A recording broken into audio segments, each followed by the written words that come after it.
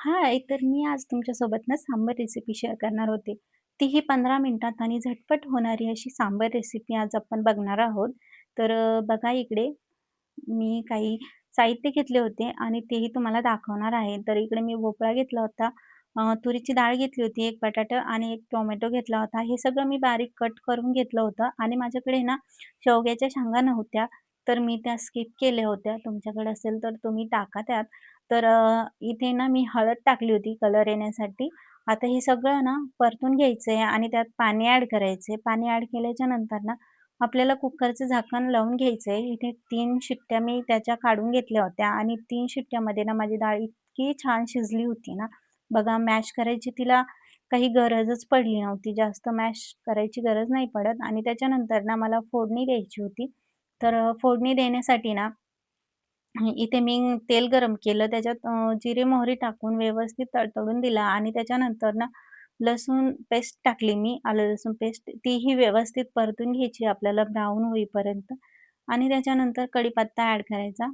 कढीपत्ताही व्यवस्थित आपल्याला तडतडून द्यायचा आहे आणि त्याच्यानंतर परतल्याच्या नंतर 2 मिरच्या ॲड करायच्या आहे. मिरच्या फोडणीसाठी आणि खूप छान लागतात त्या. व्यवस्थित आपल्याला त्या परतून घ्यायच्या आहे. त्याच्यानंतर ना कांदा ॲड करायचा आहे.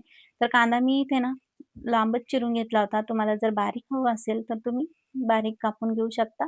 आणि कांदा लवकर परतण्यासाठी ना मी त्यात मीठ ॲड केलं होतं. याने आपला कांदा ना पटकन सॉफ्ट होऊन जातो. खूप छान.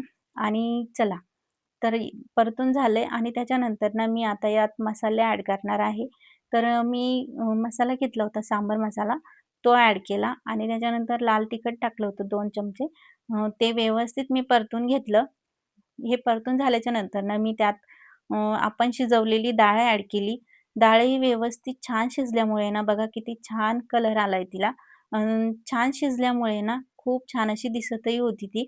तर यात मी गरम पाणी ॲड केलं जेवढं मला सांबार हवं होतं तेवढी.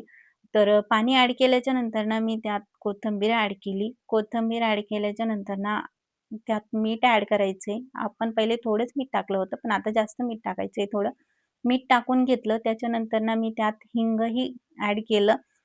हिंग टाकल्याच्या नंतर ना आपल्या सांबारला खूप छान अशी टेस्ट येते आणि सांबार खूप टेस्टी लागते.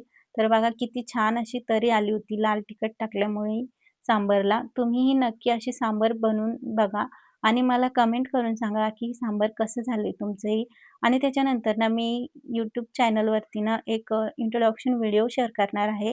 तुम्हाला जर बघायचं असेल तर आपल्या चॅनलला सबस्क्राईब करा आणि व्हिडिओला लाईक करा. तुम्हाला जर व्हिडिओ माझ्या आवडला चॅनलला असेल सबस्क्राईब तर करा आणि व्हिडिओला अशाच नवनवीन कमेंट व्हिडिओ